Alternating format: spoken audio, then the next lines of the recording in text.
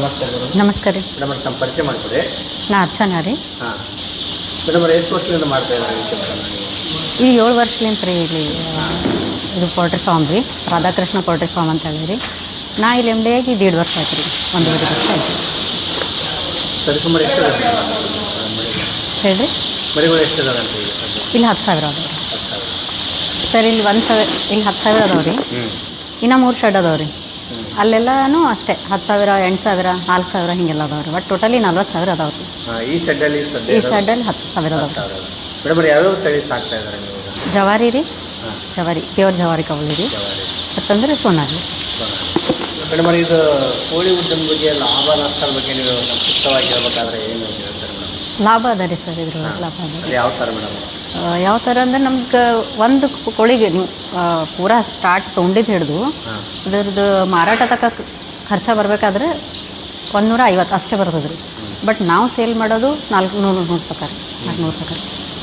So ಹಂಗಾಗಿ ಆದ್ರಿ profit ಆದ್ರಿ ಭಾಳ ಅದ್ರಿ.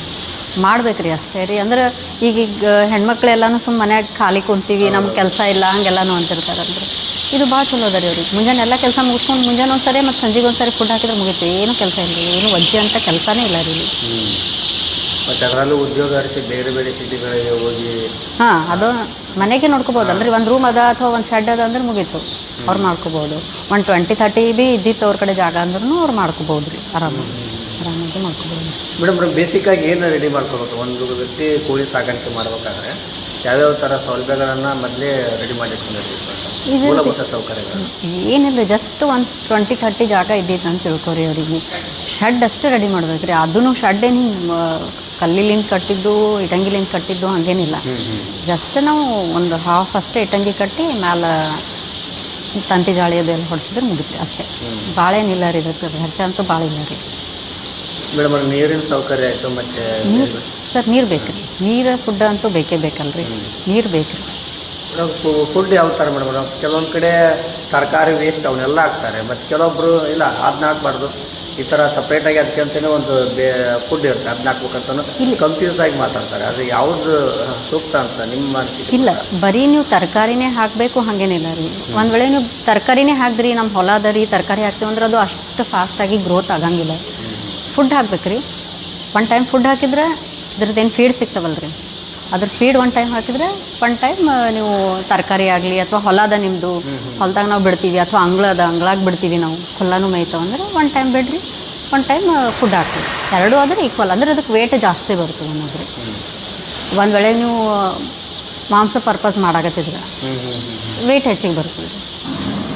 ಮೇಡಮ್ ಮೊಟ್ಟೆಗಾಗಿ ಈಗ ಮೌಸಕ್ಕಾಗಿ ಅಂದ್ರೆ ಕೇಳಿದ್ರೆ ಮೌಸಕ್ಕಾಗಿ ಸಾಕಿದ್ರೆ ಒಳ್ಳೆಯದು ಅಂತ ಮತ್ತೆ ಮೊಟ್ಟೆ ಪರ್ಪಸ್ಗಾಗಿ ಸಾಕಿದ್ರೆ ಒಳ್ಳೆಯದು? ಒಬ್ಬೊಬ್ಬರು ಕಸ್ಟಮರ್ ಮೇಲೆ ಡಿಪೆಂಡ್ ರೀ. ಯಾರಿಗೆ ಹೆಂಗೆ ಇರ್ತದೆ, ಇಲ್ಲ ನಾನು ಮೊಟ್ಟೆ ಪರ್ಪಸ್ ಮಾಡ್ತೀನಿ, ನನಗೆ ಫಿಮೇಲ್ ಜಾಸ್ತಿ ಬೇಕು ಹಾಗೆಲ್ಲನೂ ಅಂತಿರ್ತಾರೆ.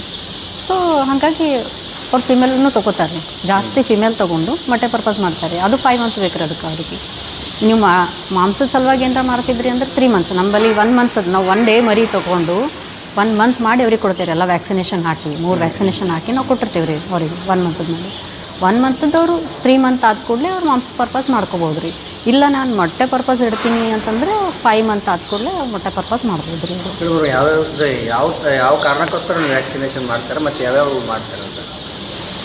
ನಾವು 3 ವ್ಯಾಕ್ಸಿನೇಷನ್ ಮಾಡ್ತೀವಿ. ಅಂದ್ರೆ ಅವಕ್ಕೆ ಮುಂದೆ ಬಟ್ಟೆ ಯಾವುದು ಬರಬಾರ್ದು, ಅಂದ್ರೆ ಕಣ್ಣು ಬರೋದಾಗಲಿ ಅಥವಾ ಸುಮ್ಮನೆ ಬಿದ್ದು ಸಾಯೋದಾಗಲಿ ಹಾಗೆಲ್ಲ ಆಗಂಗಿಲ್ಲ. 3 ಮಾಡ್ತೀವಿ ರೀ. ಒಂದು 7 ಡೇಸಿಗೆ ಮಾಡ್ತೀವಿ ರೀ, ಒಂದು 21 ಡೇಸಿಗೆ ಮಾಡ್ತೀವಿ ರೀ, ಒಂದು 14 ಡೇಸಿಗೆ, ಒಂದು 21 ಡೇಸಿಗೆ, ಒಟ್ಟು 3 ಮಾಡ್ತೀವಿ ವ್ಯಾಕ್ಸಿನೇಷನ್. ಅದನ್ನ ಹಾಕೋದ್ರಿಂದ ಏನಾಗುತ್ತೆ ಮೇಡಮ್? ಅಂದರೆ ಮುಂದೆ ಅವಕ್ಕೆ ಏನೂ ಬರೋಂಗಿಲ್ಲ ರೀ. ಅವು ಇಲ್ಲಿಂದ ಹೋದ ಕೂಡಲೇ ಅವು ಫುಲ್ ಆ್ಯಕ್ಟಿವ್ ಆಗೇ ಇರ್ತಾವೆ ರೀ. ಇನ್ನೂ ಆರಾಮ್ ತಪ್ಪಂಗಿಲ್ಲ, ಅಥವಾ ಅವ್ರ ಬಳಿ ಕ್ಲೈಮೇಟ್ ಚೇಂಜ್ ಆಗಿ ಅದೂ ಆರಾಮ್ ತಪ್ಪೋದು ಮಾಡೋದು ಆಗಂಗಿಲ್ಲ ರೀ. ಮೇಡಮ್ ಇದು ಮಾರ್ಕೆಟಿಂಗ್ ಸಮಸ್ಯೆ ಅಂದರೆ ಕೆಲವೊಂದು ಕಡೆ ಇದ್ದೇ ಇರ್ತದೆ. ಆ ಥರ ಸಮಸ್ಯೆ ಆದಾಗ ಮತ್ತು ಅವ್ರಿಗೆ ಈ ಯಾವ ಥರ ನಿಭಾಯಿಸ್ಬೇಕಂತ ಅವರು? ಬೈಬ್ಯಾಕ್ ಭಾಳ ಏನಾರ ಇದ್ದು ಅಂದ್ರೆ ಬೈಬ್ಯಾಕು ತೊಗೋತೀವಿ ರೀ ನಾವು. ಅಂದ್ರೆ ನಮಗೆ ಕಾಂಟ್ಯಾಕ್ಟ್ ಅದಾವೆ ರೀ. ಅವ್ರಿಗೀಗ ಆಗಲ್ಲ, ನಮಗೆ ಗೊತ್ತಿಲ್ಲ ರೀ. ನಾವು ತೊಗೊಂಡು ನಾವು 3 ತಿಂಗಳಾದ ಕೂಡಲೇ ಯಾರು ಕೊಡಬೇಕು, ಎಲ್ಲಿ ಸೇಲ್ ಮಾಡಬೇಕು ಅಂತ ಗೊತ್ತಿಲ್ಲ ಅಂದ್ರೆ ಅವ್ರು ನಮಗೆ ಕಾಂಟ್ಯಾಕ್ಟ್ ಮಾಡ್ಬೋದು ರೀ. ನಾವು ಹೇಳ್ತೀವಿ ರೀ. ಹಾಂ ರೀ, ನಾವು ಹೇಳ್ತೀವಿ ರೀ, ಇಂಥಲ್ಲಿ ಕೊಡ್ರಿ ಹಂಗೂ ನಮ್ಗೆ ಕೇಳೋರು ಅದ ರೀ. 3 ಮಂತ್ಸದ್ದು ಅದಾವೇನ್ರಿ ಅಂತೇಳಿ ಕೇಳ್ತಾರೆ, ನಾವು ಅವ್ರಿಗೆ ಕೊಡ್ತೀವಿ ರೀ. ಅವ್ರಿಗೆ ಹೇಳಿದ್ವಿ. ಇಲ್ಲ ರೀ ನಾವೇ ಹೋಗಿ ಸಂತಿ ಒಳಗೆ ಮಾರ್ತೀವಿ ಅನ್ನೋಂಥವ್ರು ಅದಾರ ರೀ ಕಸ್ಟಮರ್. ಸೊ ಅವರು ಮಾರಿರ್ತಾರೆ, ಹಂಗೇನಿಲ್ಲ ರೀ. ಮೇಡಮ್ ಅವ್ರು ಎಷ್ಟು ತಿಂಗಳ ನಂತರ ಇದು ನಮ್ಮ ಕೈಗೆ ಬರ್ತದೆ? ಎಷ್ಟು 3 ಮಂತ್ಸ್ ರೀ ಸರ್. ನಮ್ಮ ಕಡೆದು ಓದ್ಕೊಳ್ಳೆ 3 ಮಂತ್ಸ್. ನಾವಂತೂ 1 ಮಂತ್ ಇಲ್ಲ ಆಗಿರ್ತದೆ ರೀ. ಅದಾದ ಕೂಡಲೇ ಅಲ್ಲಿ 3 ಮಂತ್ಸ್ ಅವ್ರು 3 ಮಂತ್ಸ್ ಮಾಡಬೇಕು. ಎಷ್ಟು ಕೆ ಜಿ ಬರ್ಬೋದು ಮೇಡಮ್ ನಾವು ಚೆನ್ನಾಗಿ ಸಾಕಿದ್ರೆ? 1.5 to 1.5. ಈಗ ಫಿಮೇಲ್ ಇತ್ತಂದ್ರೆ ರೀ ಹಾಂ 1.5 kg ರೀ. ಮೇಲ್ ಇದ್ದಿತ್ತಂದ್ರೆ 2 kg ತನಕ ಬರ್ತದೆ. ಅವರು ಅದು ಫುಡ್ ಈಗ ನೀವು 2 ಟೈಮ್ ಫುಡ್ ಹಾಕ್ತೀರಿ, ನಾವು ಮ್ಯಾಲಿಂದ ಏನೂ ಹಾಕಂಗಿಲ್ಲ, ತರಕಾರಿ ಹಾಕಂಗಿಲ್ಲ, ಏನು ಹಾಕಲ್ಲ. 2 ಟೈಮ್ ನಾವು ಫೀಡೇ ಹಾಕ್ತೀವಿ ಅಂದ್ರೆ 2 kg ಬರ್ತದೆ ರೀ ಸರ್. ಇದು ಕೋಳಿ ಮರಿಗಳನ್ನು ಸಾಕ್ಬೇಕಾದ್ರೆ ಇದು ಸೋನಾಲಿ ತನ ಅನ್ಸುತ್ತೆ ನೋಡಿದರೆ, ಇದು ಎಲ್ಲ ವಾತಾವರಣ ಇರ್ತಕ್ಕಂಥ ಸ್ಥಳಗಳಿಗೆ ಸೂಕ್ತನ ಅಂತ?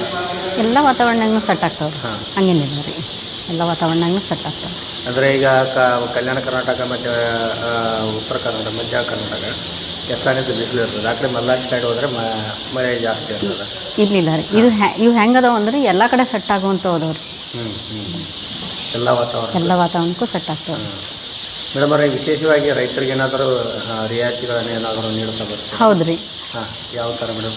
1000 ಏನರ ಚಿಕ್ಸ್ ತೊಗೊಂಡ್ರಲ್ರಿ ಅವರು, ನಾವು 50 ಚಿಕ್ಸ್ ಹೆಚ್ಚಿಗೆ ಕೊಡ್ಲಿಕ್ಕತ್ತೀವಿ ರೀ ರೈತರಿಗಾಗಿ.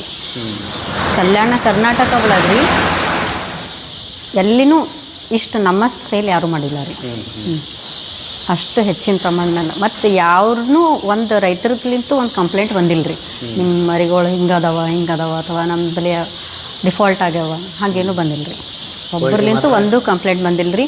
ಯಾರಿಗೆ ಏನೂ ತಿಳಿಲಿಲ್ಲ ಅಂದರೂ ಸಹ ಅವ್ರು ಕಾಲ್ ಮಾಡಿ ನಮ್ಗೆ ಕೇಳ್ತಾರೆ ರೀ. ನಾವು ಯಾವಾಗೂ ಅವ್ರು ಕಾಲ್ ರಿಸೀವ್ ಮಾಡ್ತೀವಿ, ಅವ್ರಿಗೆ ಏನದ ಸಮಸ್ಯೆ ಪರಿಹಾರ ಮಾಡ್ತೀವಿ ನೋಡಿ. ಅಂದರೆ ಒಂದು ವೇಳೆ ಅವ್ರಿಗೆ ಇದರ ಬಗ್ಗೆ ನಾಲೆಜ್ ಇರಲಿಲ್ಲ ಅಂದರೂ ನೀವು ಸ್ವತಃ ಫೋನಲ್ಲೇ ಹೇಳ್ತೀವಿ ರೀ. ಯಾರ್ಯಾರಿಗೆ ಒಟ್ಟ ಬರಂಗಿಲ್ಲ ಅಂದ್ರೆ ಅವ್ರು ಇಲ್ಲಿ ಬಂದು ಟ್ರೈನಿಂಗು ತೊಗೊಂಡಾರ್ರಿ. ಆ ಥರನೂ ವ್ಯವಸ್ಥೆ ಇದೆ ಮೇಡಮ್? ಹೌದು ರೀ, ಹೌದು. ಟ್ರೈನಿಂಗು ತೊಗೊಂಡಾರ ಇಲ್ಲಿ ಬಂದಿರಿ. ಅಂದರೆ ಎಷ್ಟು ದಿನ ಮೇಡಮ್ ಅವ್ರು ಹಂಗೆ? 1 ದಿನದ ಮಟ್ಟಿಗೆ, 2 ದಿನದ ಮಟ್ಟಿಗೆ? ಇಲ್ಲ 3 ದಿವಸ ರೀ, 4 ದಿವಸ ರೀ. ಅವ್ರಿಗೆ ಕಂಫರ್ಟೇಬಲ್ ಆಗುತ್ತಕ್ಕ ರೀ. ಇಲ್ಲಿ ಬಂದು ಹೆಂಗೆ ಮಾಡಬೇಕು, ಏನು ಮಾಡಬೇಕು ನಮ್ಮಲ್ಲಿನೇ ಬಂದು ಮಾಡಿ ನೋಡೋದು. ಅದಕ್ಕೇನಾದರೂ ಫೀಸ್? ಇಲ್ಲ ಫೀಸ್ ಏನಿಲ್ಲ ರೀ, ಉಚಿತವಾಗಿಯೇ ಕಲಿಸಿ ರೀ. ಮೇಡಮ್ ಇಲ್ಲಿ ಅಡ್ರೆಸ್ ಇಲ್ಲಿ ಬರುತ್ತೆ ಅಂದರೆ? ಗುಲ್ಬರ್ಗ ರೀ, ಹುಮ್ನಾಬಾದ್ ರಿಂಗ್ ರೋಡ್ ಅದಲ್ಲ ರೀ, ಅದ್ರ ಮುಂದೆ ಬೇಲೂರು ಅಂತ ಬರ್ತದೆ ರೀ. ಬೇಲೂರು ಬಳಿ ಒಂದು ಈಗ ನಾನು ಹೇಳೋದು ಇಲ್ಲಿ ಹಂಗೆ 4 ಅದಾವಲ್ಲ ರೀ, 4 ಅದಾವ ರೀ ನಮ್ಮ ಶೆಡ್ಗಳು ರೀ. ಅಂದರೆ ಕಲಬುರಗಿ ಒಳಗೆ 4 ಅದಾವ ರೀ ಸುತ್ತಮುತ್ತ ರೀ. ಆದರೆ ನಿಮ್ಮದು ಸಂಪರ್ಕ ನಂಬರ್ ನೀವು ಕೊಟ್ಟರೆ ಮೇಡಮ್, ಅದನ್ನ ಡಿಸ್ಪ್ಲೇಯಲ್ಲಿ ಹಾಕ್ತೀನಿ. ಅದನ್ನ ನೀವು ಫೋನ್ ಮಾಡಿದರೆ ಸರಿ. ಹಾಂ.